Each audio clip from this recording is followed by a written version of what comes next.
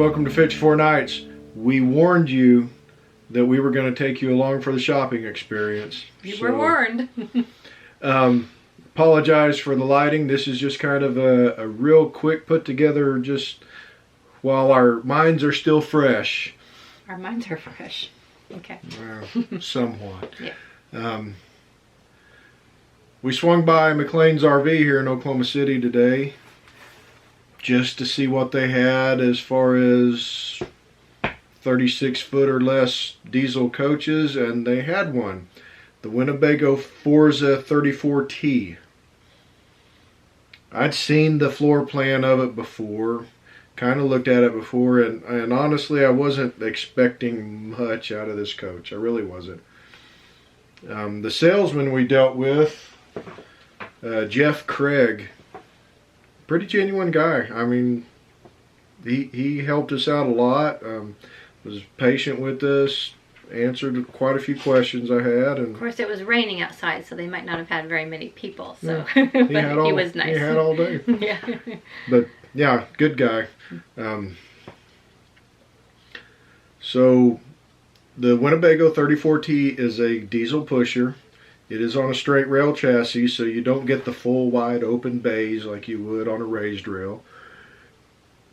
One thing I didn't know about this coach is it's about a foot shorter than our gasser. We ride at 12 foot 10 inches. Yeah, height.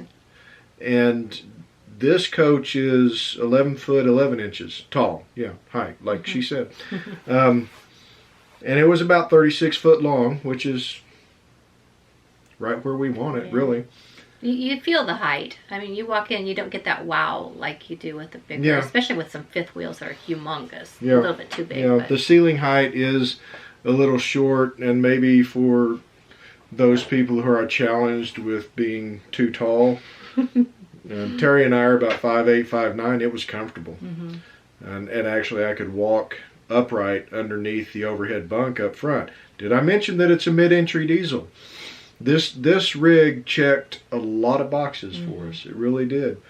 The one check box that it missed, and it was a must-have. Yeah, on our must-have list. Remember on the previous video, you know, we mentioned or we talked about what we'd walk away from. Yeah, not getting distracted by the shiny. This had a queen bed. And it doesn't come with a king bed. Doesn't look like a king bed is an option. But I came up with a plan. Yeah, she came up with work is what she came up with. There's a lot of room on each side of the bed. A lot of room. And a room that we don't need, actually. Yeah. We believe, now we would have to take a closer look at it with the slides in. This is something we thought of after we left the dealership. But we believe we can modify it to fit a king-size mattress. And then all of a sudden, you know, awesome. It is not our preferred floor plan, right. You know, and our preferred floor plan is the one we have in our Southwind right now. But the TV is sitting across from the couch. What, like you could watch it? Yeah, without having to go. And by the way, ours is like that also. That's what we like about ours. But it's rare, especially in a diesel, it seems like. Yeah. To get unless it's on a televator, and we're not that crazy about televators either. No. Mid-entry, which also, you've got the overhead bunk over the cab. A nice. I tell you what, that is one of the best overhead bunk mechanisms I have seen. Very smooth riding, and it. Not that I didn't ride on it. Wow, I should have. That would have been fun. You could push the button, and I could. I could have smashed you against the ceiling. No. Yeah. Let's go back. No. It's not gonna happen. But yeah, it was very smooth, and it was very fast. If you want to get in bed fast, hey. Yeah. That's true. I'll tell you what, that's like I said, that's one of the best mechanisms I've seen in operation. Mattress about that thick, so not bad at all. Yeah, it's kind of like our pop-up or our hybrid mattresses. Right. But we saw one on TV, or not on TV, but on the computer. Seriously, about that thick. Yeah.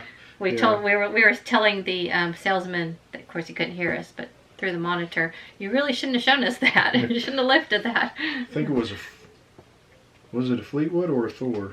I don't remember what it was. I don't remember what it was, but yeah, it was a very thin mat. But this, on the Winnebago, that mattress is sufficient, I would say, if you've got children, which is typically what you're going to throw up on the bunk is kids. You shouldn't throw up anything anywhere except in the bathroom. But you can seatbelt 6 in behind you. There's 2 recliners, they both make into a bed, a fairly comfortable bed. The dining room, we're doing a full review, but this is just things we're looking at, which I don't mean to do a full review, but the dining table, normal dining table, you're not going to see it any more than you would. I didn't notice, were there outlets at the dinette? I did not notice that. Speaking of outlets, the outlets in the bedroom, in the master bedroom. You have to crawl under the bed to get to them. They were actually up there on the wall, within reach, and there were USB outlets right there. Yep. Day-night blinds everywhere. MCD, not MCD-like. You hear that a lot when you're shopping. These are MCD-like shades. Well, that means they're not MCD shades. These were actually MCD shades. Now that shorter height, it took away windows. Yeah, it did kind of pancake the windows a bit. The windows aren't as tall. And that was one of the things we talked about was, and this is something that we have to be careful with and shiny things. Shiny things. Most of the time when we're camping, our windows are closed for privacy's sake. Especially after a certain time of night when everybody can see inside. Yeah. So, how much are the shorter in height windows going to bother us? And we still have the big windows all around the front of the cab. Yeah. Which is something you always have with Class A. Yeah. So, that's something we've got to think about. What was something you really loved about it? Well, it had the awnings covered almost the whole front. Yeah, you had 2 separate awnings out front over the front of the coach and the door and the entry door, and then over the slide there was another awning. They are the armless awnings, I think is what they call them. Remember the brand? Swing Line or something. But yeah, it's something. If we could modify the bed, it's on it makes a list. It does make the short list. Modify. Yeah, I would have to do a little bit of work to it, but it's a nice diesel coach. It's a Winnebago, and just the overall construction of it. You've walked into some coaches, and I'm not going to name them, but you've walked into some coaches and thought, "Wow, this is cheap." Really didn't get that feel in the Winnebago. Probably not quite the same feeling I get in a Newmar, but it was up there, I think. You mean quality-wise? Part of it with the Newmar. part of the feeling. I really think that shorter ceiling. It feels different. Maybe that. Floor was huge. Because both sides slid out. So lot of floor space. You've got dogs. Little kids, they're not going to get in your way. And they'll get in your way because they're dogs and little kids, but not excessively. And the baggage doors, the basement doors were solid. They really were. They don't close, but they're solid. It takes some adjustment on the latches. That is one question that both of us had: is how many times are we going to have to adjust those latches or have those latches adjusted? Because there was a couple of the bay doors that were a little difficult to get shut.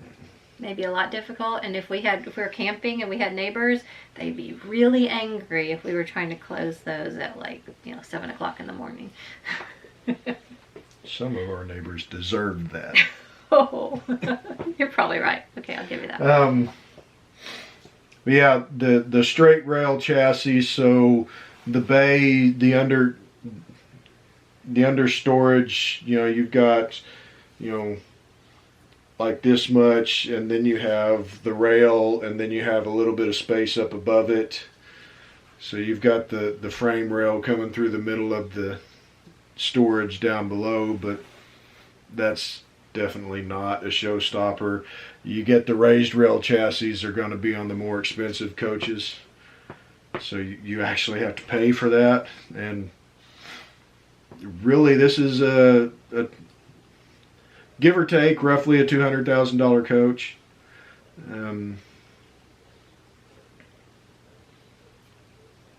The roof is different than ours. We were wondering if that might be more. Yeah, it has the fiberglass roof.